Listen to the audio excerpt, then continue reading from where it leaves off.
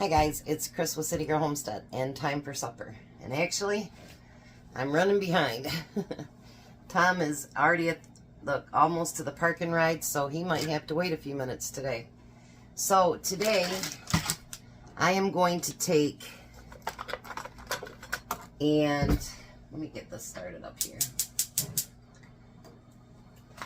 I'm going to take some of that kielbasa that I got last week, and we're going to chop that up. Well, I should say slice it up into little rounds. This is going to be a good one, hopefully.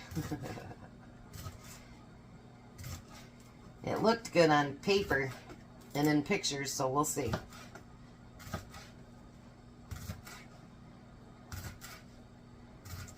And we're going to get these all sliced up. And then we just want to kind of get them browned up in our pan. I'm using my my pan like that because it's going to go in the oven and my other pans can't. So the cast iron, you know, you can go right from stove to the oven and everything is fine with that. So that's why I'm using my cast iron today. Alrighty.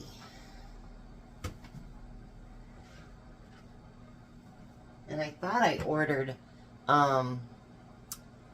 shredded Swiss, and I guess I didn't. So it's not going to be shredded that I use, but that's what's in the instructions.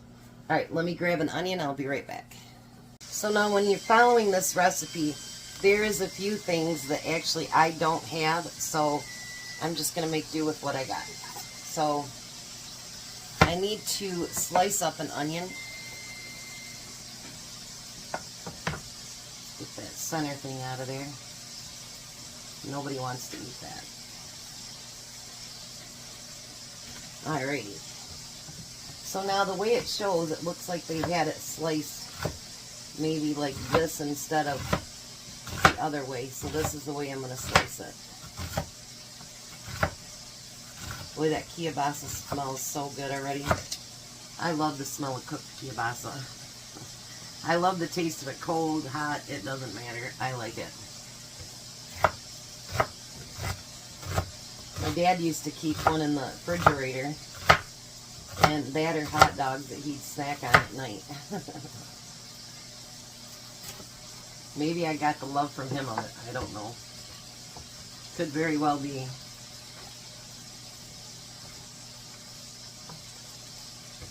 Alrighty. I did put just a little bit of butter in there just so that it would not stick or anything. Alright, now let's get those out of there. We're just going to put them on a plate for now.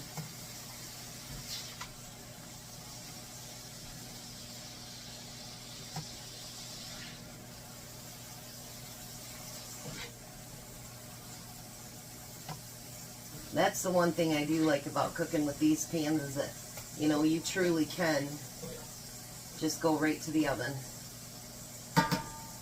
Something I can't do with my other stuff.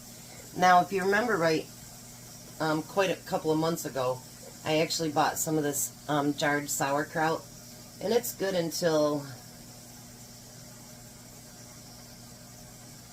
June of this year. So I'm going to throw, I had to drain it out. We're going to throw that in there. And then we're going to take those onions. And I'm going to separate them a little bit before I put them in there. And we're going to take those onions and put it in there. And we're going to add a little bit of salt and pepper. Now if you have the caraway seeds, and I'm not a thyme fan, so we're not putting that in there anyway. If you have the caraway seeds and the other things that it asks for, by all means put it in there. And it asks for Dijon mustard, which I don't ever have that. So I'm wondering if I just put regular mustard in there, would it taste alright? You know what I mean? I don't know.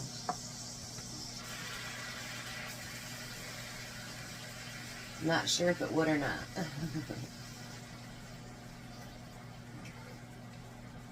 It seems like a lot of steps, but I think in the long run, it's going to be really good, and I don't think it's going to take that long. The longest thing is going to take for it to bake. So I'm going to let that cook just a little bit. I wonder if I should use regular mustard. I mean, I have honey mustard too. I don't think that would go good with it. Decisions. Now, while that's still cooking, when we went to Horrocks today, we got green onions, 3 for $1. So I got 3 of them. And it does say to use green onions to top it off. So I'm going to just use one whole thing that I got, you know, that's in the rubber band to use for it. Why not? I love green onions, so we're good there. Seems weird to pick out my own because usually I get them from Walmart and they pick them out and they're not that great. I've decided I think I'm going to use regular mustard. I mean, I don't know. It says to do your onions first, but I'm kind of putting it all in there at the same time so that you can get a little bit of that flavor enhanced together, you know what I mean, with the sauerkraut.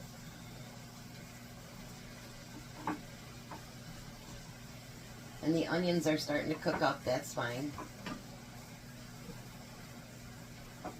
Alright. Alright, so now you want to add a cup of broth. And this is where you would add that mustard. So I'm just going to add a couple of squirts to it.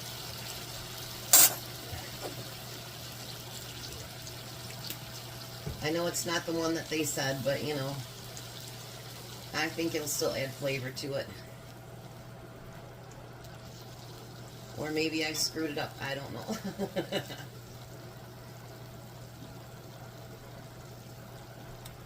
Now you want to bring this up to a boil. And then I'll show you the next step.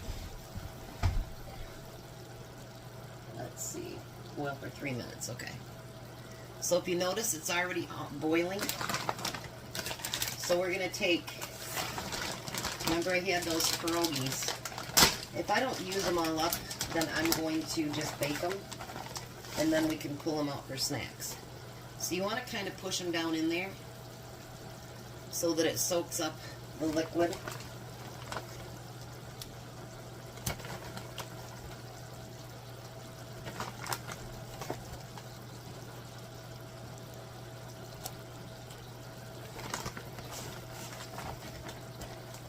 Or they are still frozen. I guess I could just put them right back in the freezer. That might be even a better idea. And we can use them for something else because I don't need leftovers for tomorrow because Tom doesn't work on Sunday. I've got quite a few left, so I think I'm going to actually just put them back in the freezer since they're still frozen, because it says to use them frozen. Now you're supposed to bring that back up to a boil, and this is supposed to be like a New Year's dinner meal, you know what I mean, that you use to bring in good luck. Well, the New Year's way past, but it still looked really, really good. So if you notice, it's starting to boil back around everything. So now we want to put our kielbasa back on top. And spread that over top of it. It's not hot anymore, the kielbasa is not.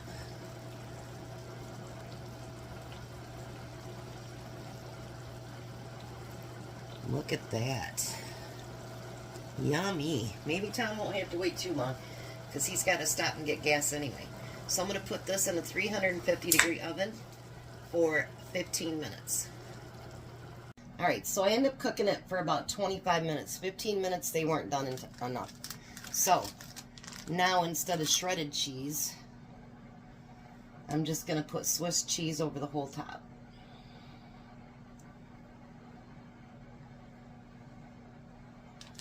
Probably tastes better with this instead of the shredded anyway. It's funny, I really used to not like Swiss, and then I worked making sandwiches for a guy next door to my mom's bait shop. And I began to really love Swiss. And it's funny, because I had made sandwiches before at other places, but I guess I'd never tried the Swiss before. Alright. So now I'm going to put that back in the oven and let it melt.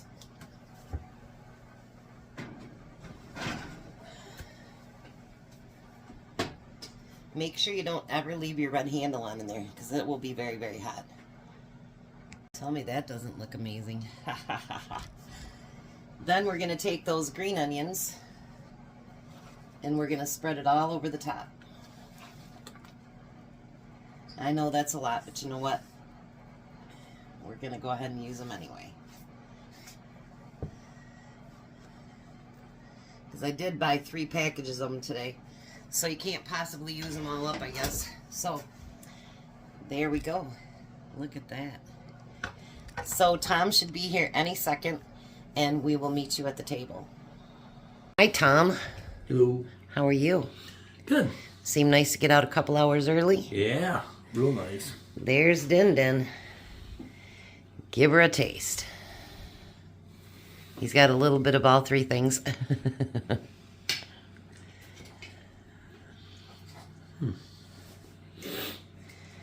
I know you're not a sauerkraut lover, but is it bad in there? Is the sauerkraut bad in there? It's good. How is it, Jack? It's very good.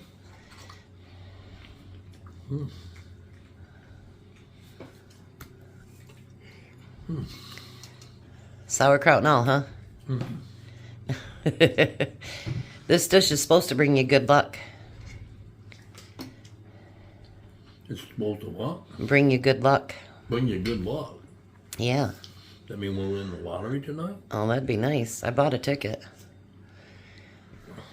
That'd be real nice. 300 million? Yeah, I can go around. Me too. All right, we're going to let these guys eat. You guys have a blessed night. Be a blessing, and goodbye, Tom. Goodbye, Tom. Bye, Jack. Bye. See you guys in the morning.